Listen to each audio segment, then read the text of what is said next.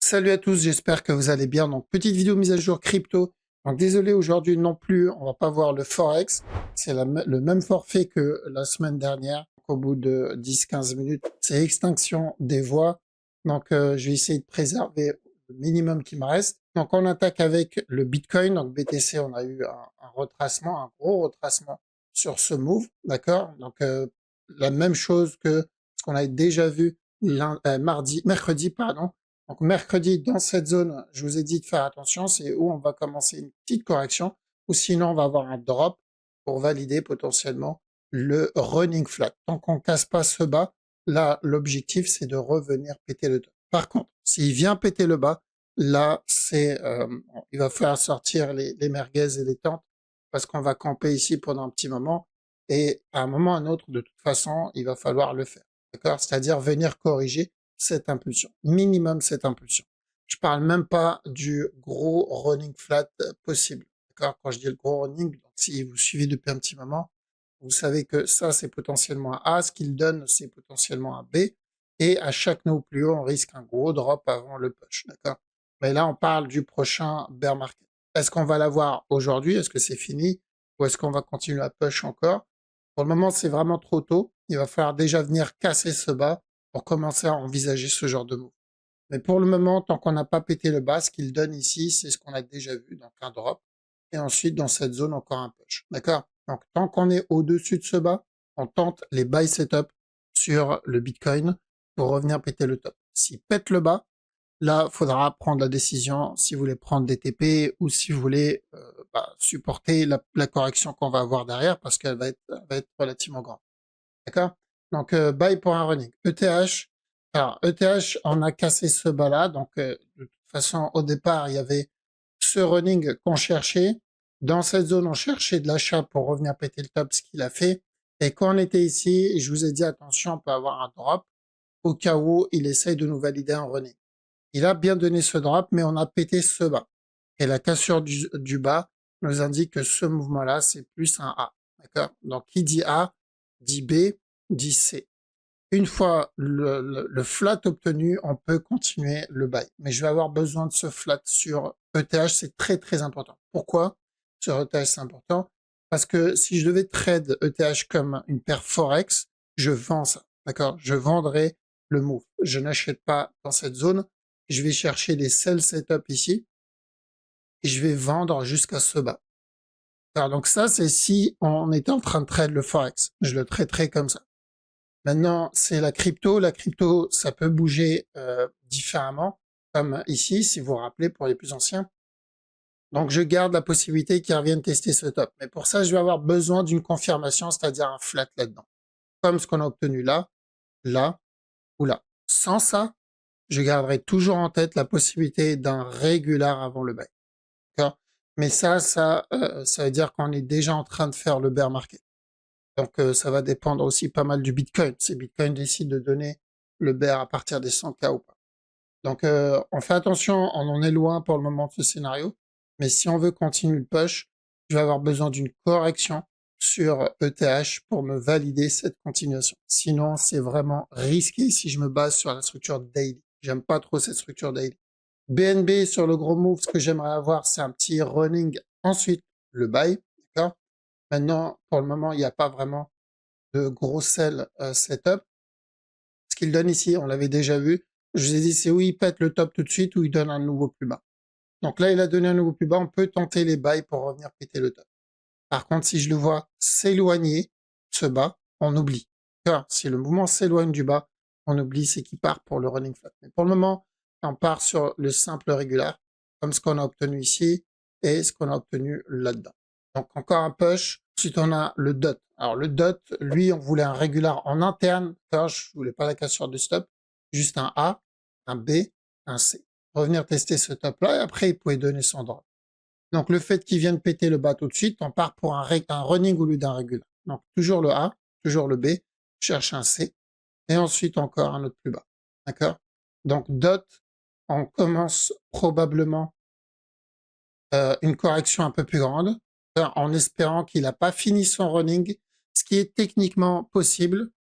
C'est possible parce que l'objectif, c'était qu'il revienne tester la zone des 11-12 $. on l'a fait.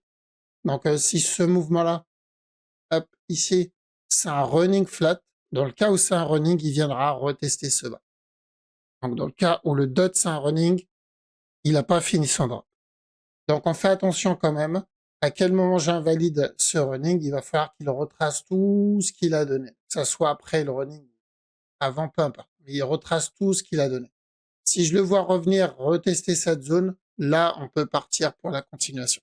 Mais tant que j'ai pas ça, je dois faire attention au running flat daily qu'on avait vu à la base. D'accord? À la base, c'était un A, B, C, drop.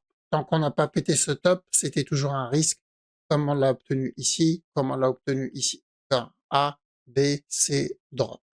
A, B, C, drop. Donc voilà, c'est pas une surprise ici. Même si on était biaisé dans notre tête, on aurait aimé avoir plus. Pour rester réaliste, la structure passe en priorité. Litecoin, pareil. D'accord, si on regarde bien le Litecoin, notre objectif, c'était d'acheter ici pour revenir péter le top. Pourquoi? Il y a toujours une raison. Pour un régular et valider potentiellement un plus gros régular flat. Si c'est un régular, il y a le risque qu'il revienne péter ce bas. Parce que si on prend du recul sur le Litecoin, ben, on n'a pas fini encore le C. Ça, c'est notre, si ça, c'est notre A, ça, c'est notre B, et ce qu'il donne, c'est notre C, ben, le C n'est pas fini. Le C, il est censé revenir tester ce bas. Donc, techniquement, on n'a pas fini encore la correction. Donc, idem, je reste vigilant. Ça ne veut pas dire qu'on viendra péter ce bas, mais je reste vigilant. Est-ce que j'ai de la vente pour revenir péter ce bas? Ici, non. Ce qu'il donne ici, ça fait partie de ce qu'on a vu dans la précédente vidéo. Je vous ai dit lundi, je cherche l'achat ici. Et à la cassure du top, on fait attention à un drop. Une fois le bas cassé, je cherche des buy setup pour revenir péter ce top. Donc c'est toujours la même chose pour le moment. Tant qu'on reste dans cette zone, et c'est là où c'est très important, tant qu'on reste dans cette zone, on peut tenter de l'achat. Par contre, si je le vois s'éloigner, il y a des chances qu'on part entamer le gros regular flat.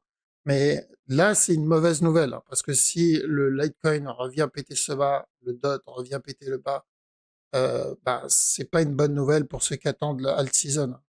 Alt season, là, c'est en gros ce qu'on a obtenu, la petite impulsion de 200%, c'était ça. Donc j'espère pas, mais je reste vigilant parce qu'encore une fois, je trade pas les cycles habituels. Ici, on trade pas ces cycles-là. Normalement, si vous tradez la structure, vous êtes on est obligé de s'adapter à la structure.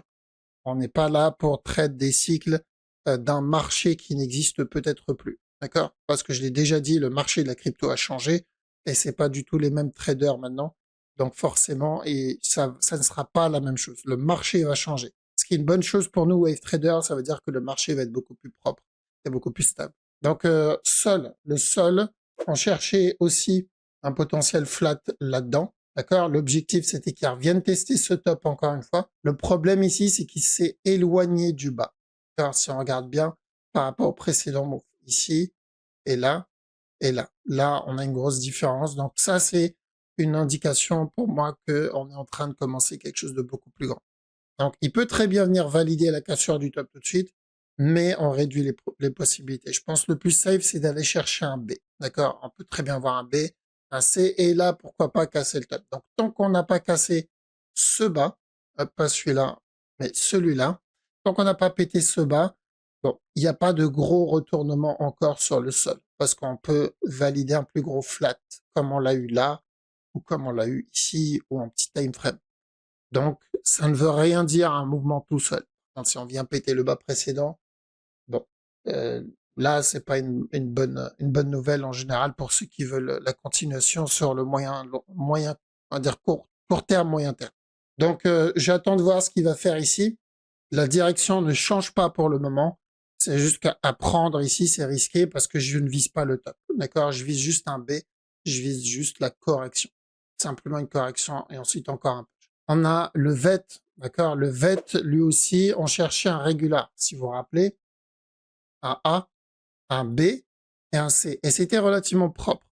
Sauf que maintenant, donc après le C, bien sûr, c'était encore de la vente, donc un A, un B, un C et ensuite encore de la vente pour un regular flat classique.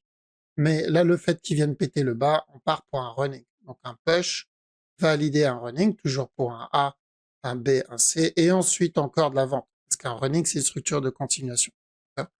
Donc, idem que pour le DOT, évidemment, le mouvement devient très agressif.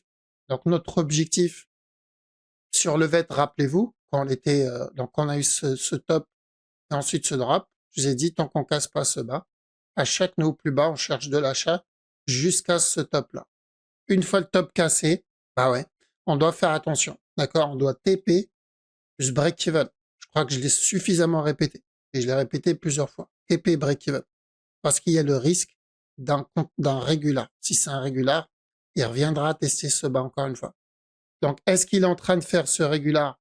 Possible, c'est trop tôt encore pour le dire, mais pour invalider ce régular, comme pour le DOT, il va falloir qu'il retrace tout le drop qu'il a donné.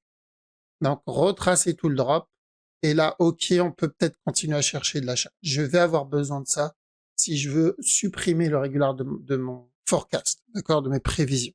Mais tant que j'ai pas ça, je dois faire attention à ce potentiel régular parce qu'on l'a pas invalidé. Atome, la grosse structure sur Atome, c'était un running. Donc, on a eu ce A, B, C, et on avait dit, tant qu'on casse pas ce top, on cherche la vente. Ça, on l'a validé. Ensuite, dès qu'on a cassé ce bas, on a dit quoi? On cherche de l'achat à chaque nœud plus bas. On l'a pris là. Le but, c'était d'avoir un up, valider le C d'un running et ensuite un drop. Donc, on a bien eu le up, mais pour moi, ça, c'est pas suffisant. D'accord? J'ai besoin de quelque chose de beaucoup plus grand. Donc, j'attends de voir, mais même s'il décide de retester ce bas, on retentera le running. Le running, il sera toujours bon. Mais je vois mal valider le C du running ici. C'est beaucoup trop tôt encore. En petit time frame, j'ai pas vraiment de buy setup sur ce move. Là, il y avait il y avait une opportunité ici. Je vous ai dit, s'il doit donner un buy, ça se fait là. Si je le vois couler, c'est qu'il prépare quelque chose de plus grand. D'accord? Et c'est ce qu'il a fait. Il a coulé. Donc là, on part sur quelque chose de plus grand. Probablement un push et encore de la vente derrière. D'accord? Mais ça veut dire que tout ça, c'est une impulsion maintenant. Et qui dit impulsion dit ou retester le bas encore une fois ou juste partir pour une structure corrective plus grande. Un B et un C. S'il valide ça, comme ici, A, B, C, il valide ça, on va avoir une belle impulsion. Mais on va avoir besoin de cette correction. D'accord? Va falloir patienter. D'accord? Faut pas paniquer sur ce genre de move. On attend une confirmation. Si on est là sur le long terme, et on DCA sur le long terme, bon bah c'est une autre opportunité de racheter plus bas. Maintenant, si on est en trading, qui dit trading dit on cherche des setups, dit aussi on a un stop loss et des TP. Donc il suffit juste d'attendre ce setup. Et si on doit acheter, on achète les mouvements en interne, c'est beaucoup plus safe que de venir viser directement le top. On termine rapidement avec XRP qui est l'une des rares cryptos qui n'a pas dénaturé ou invalidé en tout cas sa grosse structure. Dans XRP, il est resté et il reste dans la même zone, ce qui est une très bonne chose pour la continuation. D'accord? Donc le prix reste assez fort. Donc j'aimerais bien qu'il revienne tester ce bas, mais tant qu'on reste dans cette zone, pourquoi pas encore un push pour le même regular. Donc plutôt solide l'XRP par rapport à la majorité des cryptos, la majorité en plutôt dump et pas mal dump. Alors, je prends EOS. EOS, il a fait comme les autres. Il a vraiment dump. H-bar, il est plutôt solide. Il suit pas mal le XRP en ce moment. OK? Donc, si on veut profiter de ces push baissiers pour cumuler sur le long terme, OK? Par contre, si on veut trade, attention, on attend un setup, on rentre pas n'importe comment, parce qu'on peut commencer une structure corrective beaucoup plus grande que prévu. Et j'espère que ça va, on va dire, apprendre une leçon à ceux qui veulent répéter les cycles. Et j'espère que les cycles qu'on obtenait en 2016-2017 vont se répéter aujourd'hui, alors qu'aujourd'hui, c'est plus du tout le même marché. Là, il y a des instituts, il y a des banques qui tradent. Encore, c'est plus Jean qui vit dans slip dans son salon. Donc la structure change, a changé et va continuer à changer. Donc les cycles qu'on obtenait avant ne seront plus du tout les mêmes, voire même peut-être, je dirais, ils vont disparaître. On l'avait déjà dit que ETH va se détacher du Bitcoin. J'en parlais en 2019 et on le voit déjà aujourd'hui. ETH n'a plus rien à voir avec le Bitcoin et ça sera de pire en pire. D'accord? Donc voilà, faut s'adapter. Si vous lisez la structure correctement, vous savez lire la structure, tout ça, ça ne vous impacte pas, ça ne change absolument rien pour vous. Maintenant, si vous faites partie de ceux qui comptent plus sur ces cycles du passé, ça va être très très compliqué d'obtenir les mêmes résultats. D'accord? Voilà, donc je vous laisse ici. Encore une fois, désolé pour le Forex. Aujourd'hui, on ne le voit pas. Merci en tout cas pour votre temps. Merci d'avoir regardé la vidéo jusqu'au bout. Passez un très bon week-end et de bonnes fêtes. Je vous dis à la prochaine. Ciao.